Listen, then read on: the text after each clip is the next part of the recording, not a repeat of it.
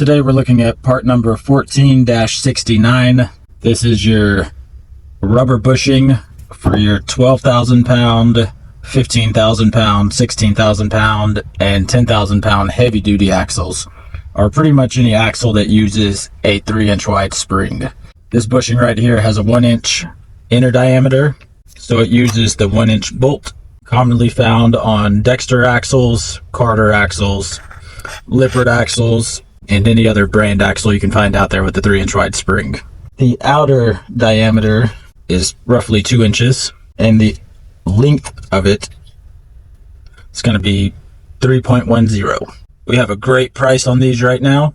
We offer wholesale prices, manufacturer discounts, and bulk discounts. You can pick these up at trailerpartsunlimited.com or give us a call at 844-898-8687, or just stop by our distribution center here in Huntsville, Texas, and we'll help you out.